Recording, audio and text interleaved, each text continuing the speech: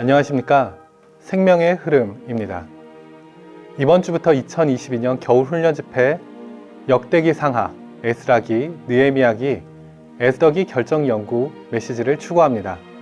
이번 주는 그 첫 번째 메시지, 하나님의 영원한 경륜을 성취하기 위한 인간 역사 안에서의 하나님의 움직임, 이 메시지를 추구합니다.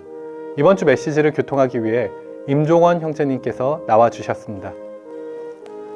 안녕하세요, 형제님. 안녕하세요. 아멘. 네, 이번 주부터 겨울훈련 집회 메시지를 추구하는데요. 아멘. 네, 형제님, 첫 번째 메시지에 대한 간략한 교통 부탁드리겠습니다. 메시지 1번은 하나님의 영원한 경륜을 수행하기 위한 인간 역사 안에서의 하나님의 움직임이라는 제목이 붙어 있는데요. 이 메시지는 이번 겨울훈련 12메시지 전체와 연관되는 메시지입니다. 로마서 1번 전반부를 보면 구약의 12역사서의 내재적인 의미는 하나님께서 인간 역사 안에서 움직이심을 통하여 그분의 영원한 경륜을 수행하실 길을 준비하신다는 계시다라고 말하고 있습니다. 구약에서의 하나님의 움직임은 하나님의 경륜을 직접 수행하시는 것이 아니고 그 길을 준비하시는 것입니다. 그러므로 구약의 이스라엘 백성의 역사는 우리 신약에 믿는 이들과 교회를 위한 예표와 그림입니다. 아멘. 로마서 1번 후반부를 보면 하나님은 사람이 되심으로 사람을 신격에서는 아니지만 생명과 본성에서 하나님이 되게 하셔서 그리스도의 유기적인 몸인 교회를 산출하시고 건축하시어 그분의 궁극적인 표현을 위한 새 예루살렘을 완결하심으로써 그분의 영원한 경륜을 수행하신다라고 말하고 있습니다. 아멘. 이것은 신약에서의 하나님의 역사, 곧 하나님의 움직임이 무엇인지를 말해주고 있습니다. 신약에서의 하나님의 움직임은 사람 안에서의 움직임입니다. 사람 안에서의 하나님의 움직임의 첫 번째 단계는 하나님께서 육체가 되신 것입니다. 두 번째 단계는 하나님께서 인간 생활을 사신 것입니다. 세 번째 단계는 십자가에서 죄와 죄들과 사탄과 세상과 옛사람을 끝내시고 그분의 육체 안에 감춰져 있던 신성한 생명을 해방하는 죽음을 죽으신 것입니다. 아멘. 네 번째 단계는 부활 안에서 생명 주시는 영이 되시고 하나님의 맏아들이 되셔서 우리 믿는 이들을 하나님의 많은 아들들로 낳으신 것입니다. 아멘. 다섯 번째 단계는 승천하시어 주님과 그리스도, 영도자와 구주, 대제사장, 새 언약의 중보자와 보증, 그리고 그리스도의 몸인 교회의 머리로서 승천 안에서 사역하시는 것입니다. 아멘.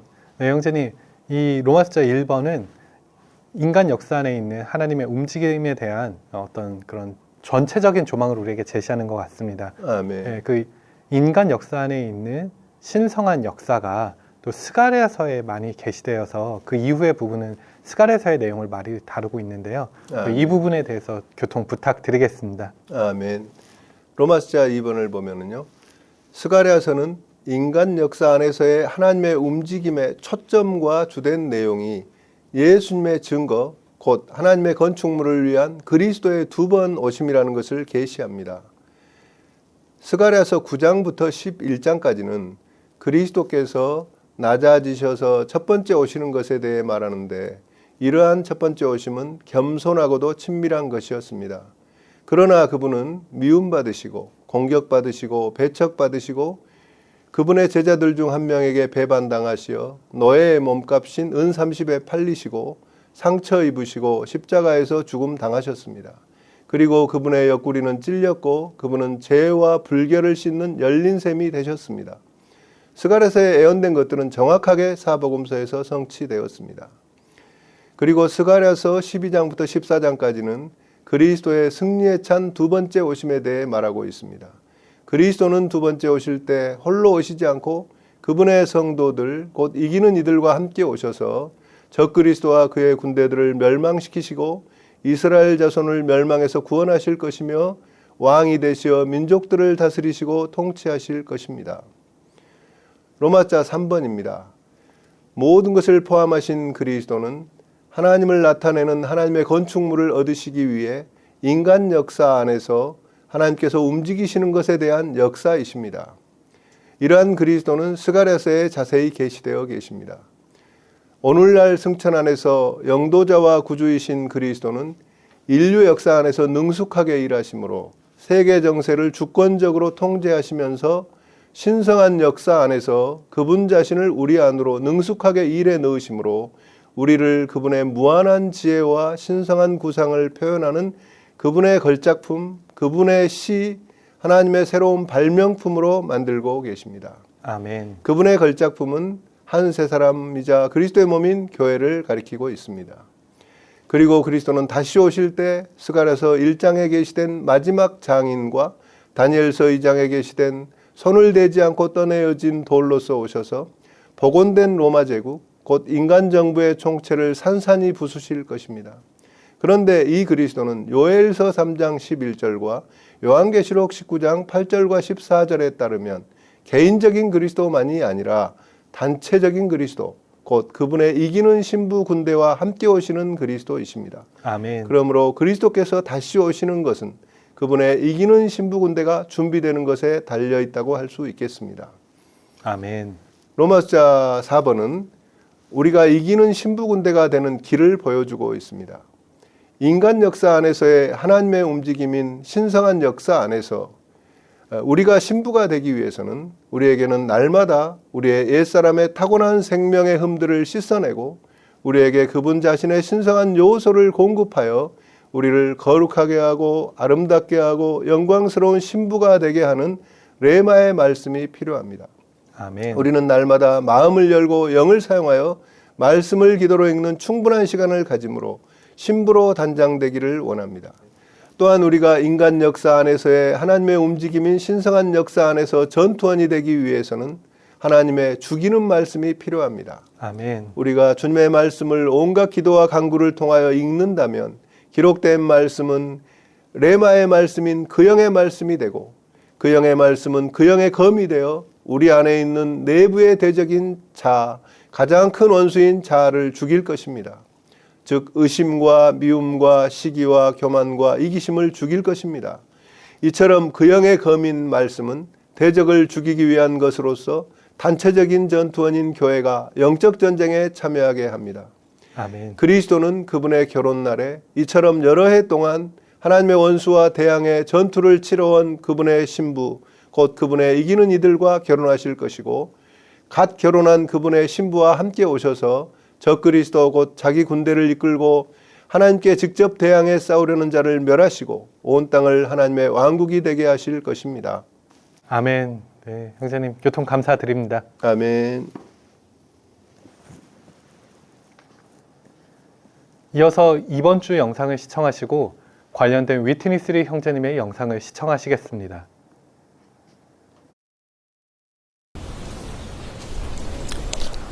Okay, dear saints, praise the Lord. Amen.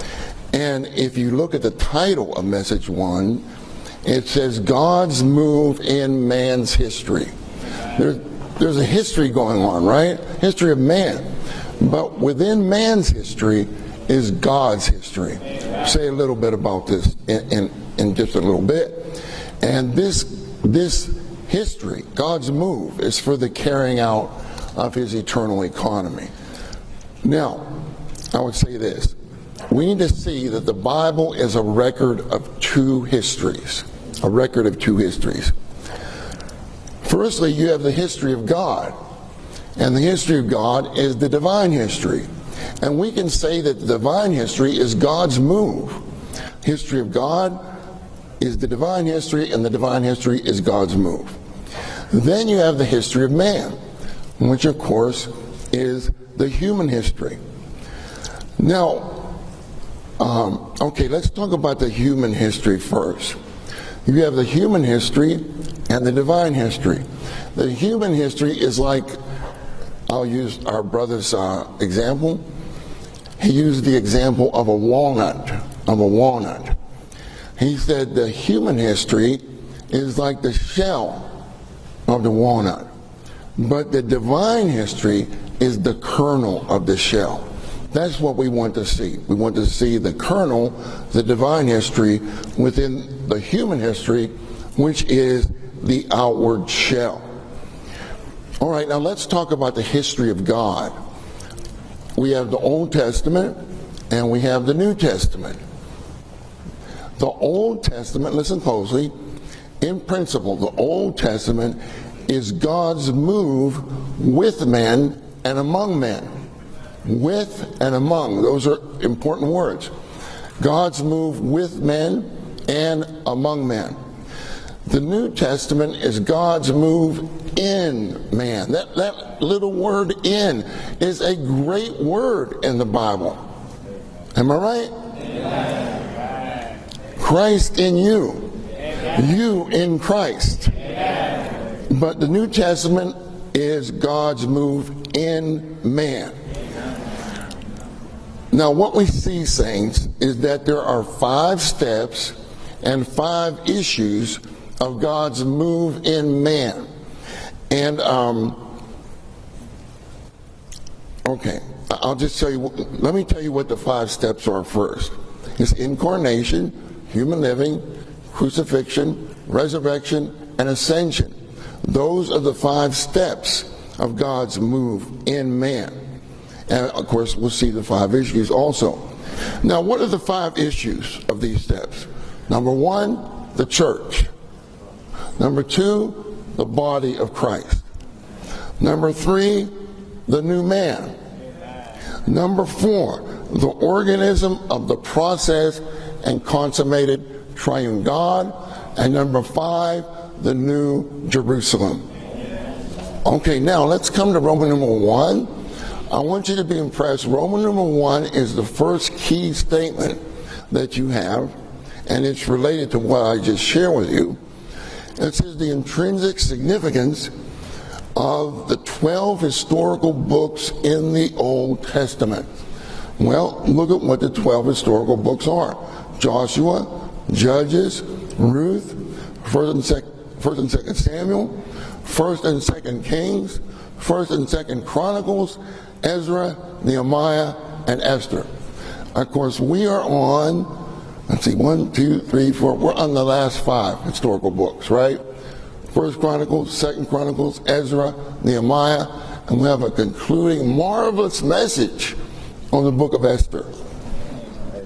It will be marvelous. Okay, now, the intrinsic significance of these historical books is the revelation that God's move in man's history prepares the way for God to carry out his eternal economy by his becoming a man, that man may become God in life and in nature, but not in the Godhead, for the producing and building up of the church as the organic body of Christ, to consummate the New Jerusalem for his ultimate expression. Amen. Do you like that? I love it because it didn't come from me. You know what my secret is, right? It's the book room. It's all in the books. Okay, let's come to A. We must link the 12 books of history in the Old Testament to God's eternal economy. The Bible actually tells us only one thing: God's eternal economy, which is based upon his good pleasure, the desire of his heart. These 12 historical books were written in God's divine revelation for our admonition and enlightenment. And in this time, we will come to the close of the historical books in the Old Testament. Historical books in the Old Testament are 12. They're easy to remember. 3 at the beginning: Joshua, Judges, Ruth, and 3 at the ending: Ezra, Nehemiah, Esther.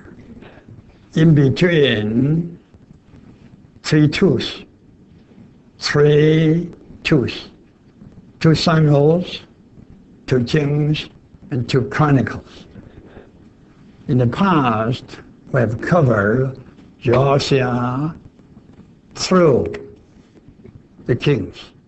Now, will come to the lost.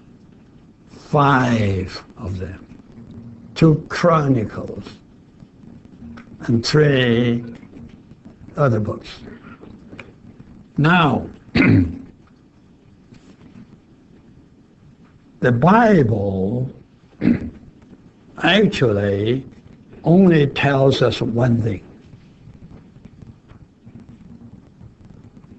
That is God's eternal economy, made according to God's good pleasure of His heart's desire.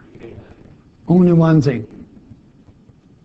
His eternal economy according to His good pleasure. You think about it. Our God is too great. Surely He must have some good pleasure. Based upon His good pleasure, He made an eternal economy. The reality, listen, the center and the goal is the all-inclusive and excellent Christ.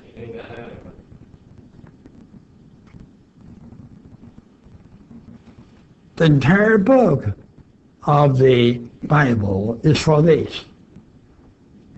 Don't think the Bible is for anything else. No, the Bible is only for this one thing. And the Bible is arranged in 2 sections. The first section is the section of pictures. God surely is the best writer. You know, today, all the writers like to put out pictures first, right? Without pictures, your books would not be, nor could be, attractive. So, in the Bible, the first occupies more books, 39 books. I tell you, especially with Chinese, it's easy to remember the 39 number. 5 plus 12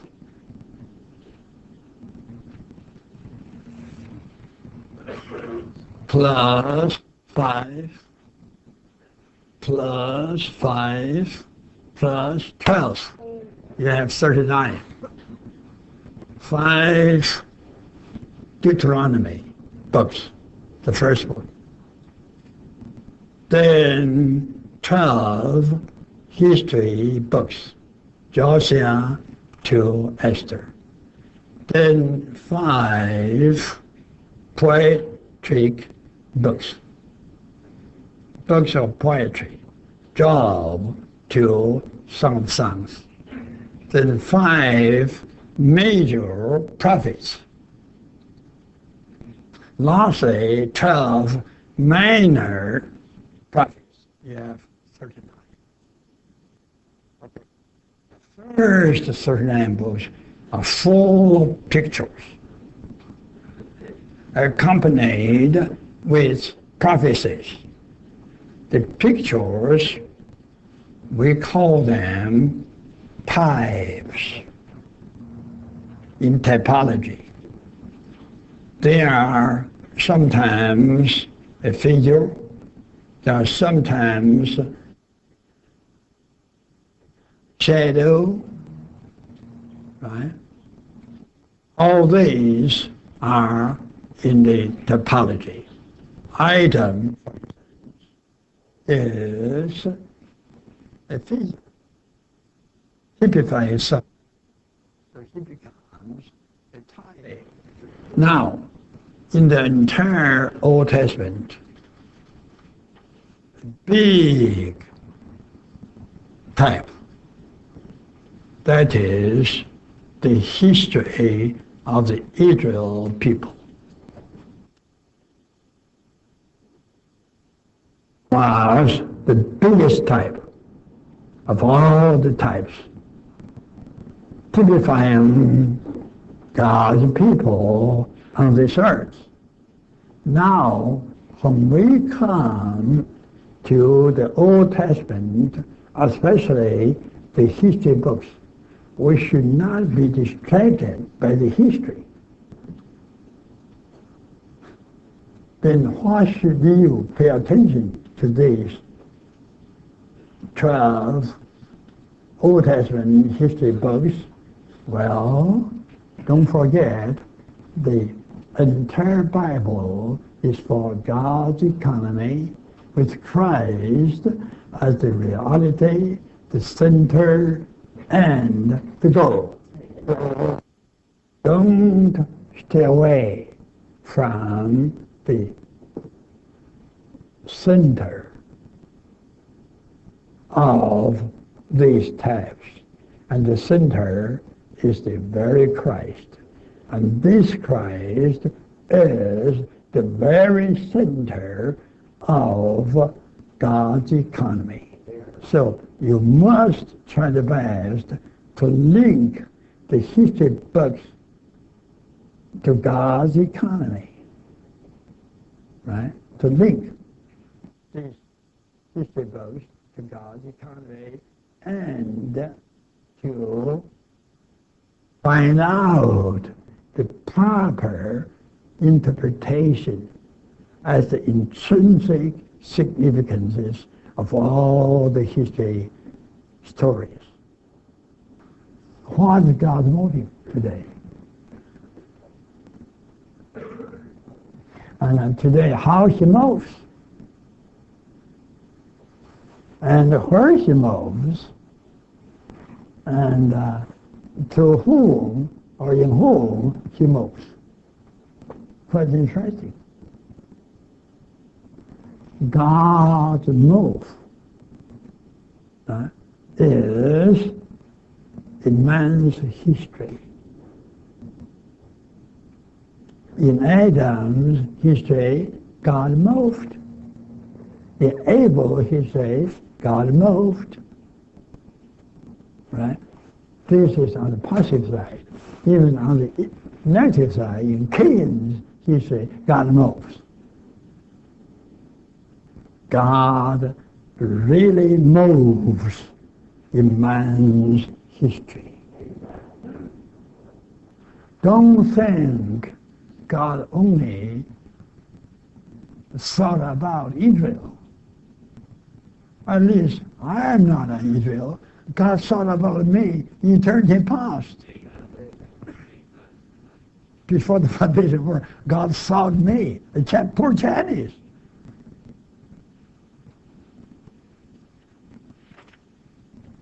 Dear saints, didn't God think about you?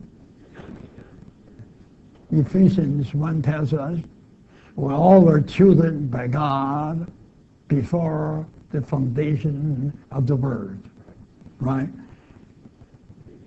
This is a strong evidence that the coming Christ, as the embodiment of God, is not only for the one race chosen by God. Hallelujah, at least God chosen me. Amen. The Gentile.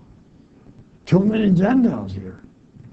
But for the entire human race created by God. Amen.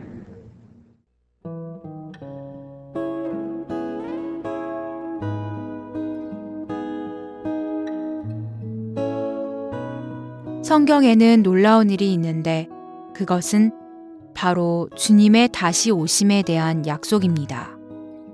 주님은 첫 번째로 오실 때 육체가 되어 오심으로 우리를 위해 십자가에 못 박히시고 하나님의 의를 이루신 후 부활하시고 승천하셔서 우리의 대제사장이 되시어 하나님 앞에서 우리를 위해 간구하시고 우리의 보혜사이시자 변호자가 되시어 우리의 일을 처리해 주시고 이 땅에 두 번째로 다시 오실 것입니다.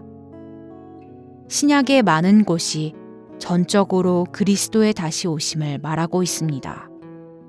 요한복음 14장 1절부터 3절까지, 사도행전 1장 10절과 11절, 히브리서 9장 28절은 모두 하나님의 자녀들에게 그리스도께서 다시 오실 것임을 선포합니다.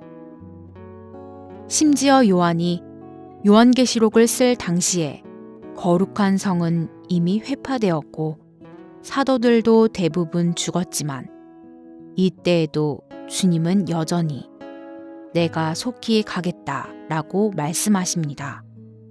이에 요한은 아멘, 주 예수님 오십시오 라고 대답했습니다. 우리가 매번 떡을 떼며 주님을 기념하는 것은 곧 주님의 다시 오심을 기다리는 것입니다. 우리는 주님께서 다시 오실 것임을 믿습니다. 이 사실은 십자가의 사실과 같습니다. 믿는 이들에게 십자가는 죄의 문제를 해결하지만 죄의 일은 아직 종결되지 않았습니다. 주님께서 다시 오실 때 비로소 죄의 문제와 죄의 일이 종결됩니다. 우리는 주님의 다시 오심에 대해 듣기만 해서 안 되고 주님의 다시 오심을 기다리는 사람이 되어야 합니다. 가령 여러분의 주인이 여러분에게 편지를 보내어 그가 몇 월 며칠에 여러분이 있는 곳에 오겠다고 말한다면 여러분은 편지에다 잘 알았습니다 라고 답장하면 끝납니까? 물론 그렇지 않습니다. 여러분은 그곳에서 그가 오기를 기다립니다. 주님의 다시 오심에 대한 합당한 태도는 기다림입니다. 그리스도인은 이 땅에서 마땅히 주님을 기다리는 태도를 가져야 합니다.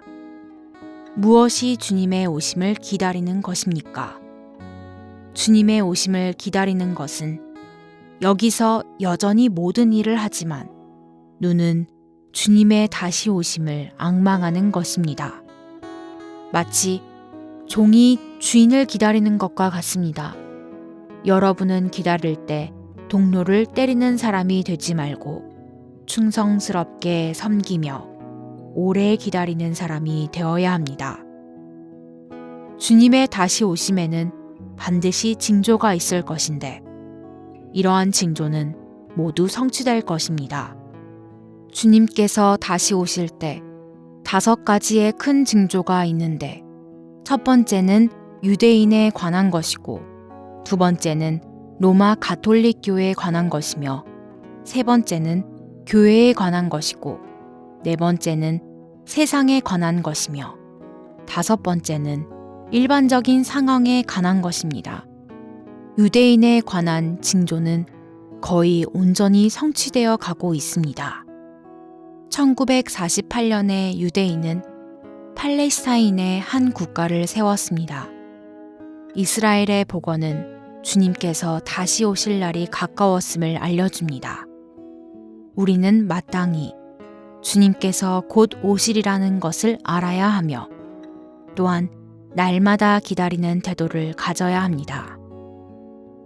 주님의 다시 오심을 믿고 주님의 다시 오심을 고찰하는 것과 주님의 다시 오심을 기다리는 것은 별개의 일입니다. 데살로니가 전서 1장 9절과 10절에서 그곳에 믿는 이들은 그들이 어떻게 우상들을 버리고 하나님께 돌아와서 우리의 주님이신 하나님의 아들이 하늘들에서 오시는 것을 기다리고 있는지를 스스로 밝히 말했습니다. 우리는 데살로니가 사람들이 주님을 믿은 후 주님과 주님의 다시 오심에 대한 태도가 바뀌었음을 봅니다. 주님을 믿은 사람들은 하늘의 백성이며 기름 부음의 가르침을 받는 사람들입니다. 그들의 모든 행함과 소유는 하늘을 위해 존재합니다.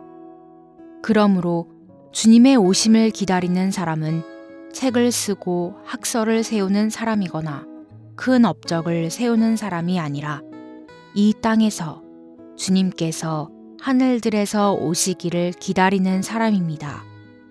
이렇게 주님을 기다리는 것은 그의 생활과 일하는 방식을 바꾸어 놓을 것입니다. 그는 기초가 있는 성을 만졌기 때문에 땅에 대해 더 이상 어떤 소망도 갖지 않으며 모든 것을 주님의 다시 오심에 대한 소망 안에 둘 것입니다. 본 내용은 미니스트리 다이제스트 2022년 겨울 훈련 집회 역대기 상하 에스라기 느헤미야기 에스더기 결정연구 1권에서 일부를 발췌한 것입니다.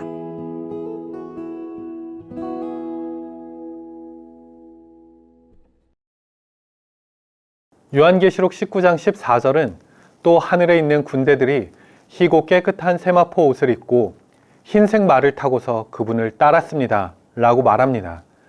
하나님의 영원한 경륜을 수행하기 위한 그분의 움직임을 위하여 하늘에 속한 군대로서 희고 깨끗한 옷을 입고 주님만을 따르기 원합니다.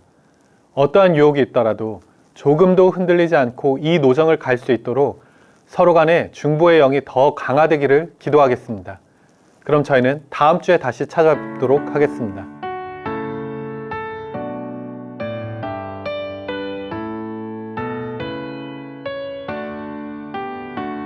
오 아버지는 소나무처럼 늘 새로우신 분 영원히 실패하지 않고 항상 살아계시네 늘 새로우신 아버지 결코 늙지 않아 천만년 가도 항상 신선해 영원히 오 새로우신 하나님 없으면 다 낡아져도 당신 계시면 모든 것 새롭네 세월 지나도 늘 새로우신 아버지 결코 늙지 않아 천만년 가도 항상 신선해 영원히 우리가 얻은 당신의 축복은 모두 새로워 새 언약 새 길 모든 것 영원히 항상 새롭네 늘 새로우신 아버지 결코 늙지 않아 천만년 가도 항상 신선해 영원히 오 우린 주의 새 창조 새 사람 날로 새로워 새 마음 새 영광 건에 새 생명 항상 충만해 늘 새로우신 아버지 결코 늙지 않아 천만년 가도 항상 신선해 영원히 새 하늘 새 땅 새 성엔 모든 것 새롭게 되네 날마다 새로운 실과 공급돼 묵은 것 없네 늘 새로우신 아버지 결코 늙지 않아 천만년 가 나도 항상 신선해 영원히 오 새로우신 아버지 하나님을 찬양하리 늘 새로우신 당신을